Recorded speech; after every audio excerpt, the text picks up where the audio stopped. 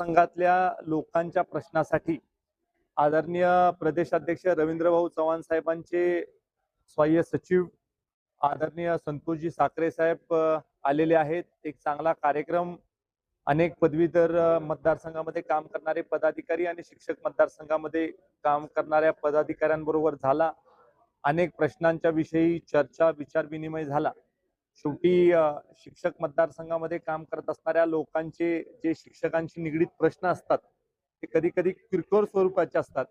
ते प्रश्न लवकर सुटावे, त्याला गती मिळावी। त्याचबरोबर धोरणात्मक प्रश्न जे राज्य सरकारच्या पातळीवरचे असतात ते प्रश्न सोडवण्यासाठी देखील विचार मंथन झालं।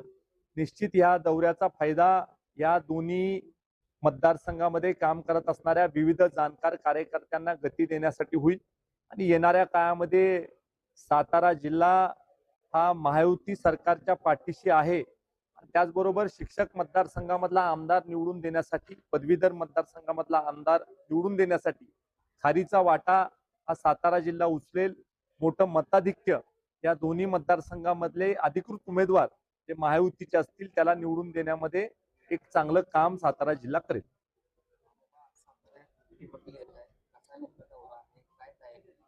आदरणीय मुख्यमंत्री देवाभाऊ 15 तारखेला सातारला येत आहेत। आदरणीय शिवराज सिंग चौहान जे देशाचे ग्रामविकास मंत्री आहेत ते देखील येत आहेत आणि ज्यांना घरकुलाचा लाभ देणं आवश्यक होतं अशा अनेक लोकांना घरकुलं त्या दिवशी प्रत्यक्ष देण्यात येणार आहेत। आणि खऱ्या अर्थानं देशाचे पंतप्रधान आदरणीय मोदीजींचं जे स्वप्न आहे की या देशामधल्या प्रत्येक माणसाला पक्क राहण्याचं घर मिळालं पाहिजे, त्या दिशेनं एक पाऊल या 15 तारखेच्या निमित्तानं पडणार आहे।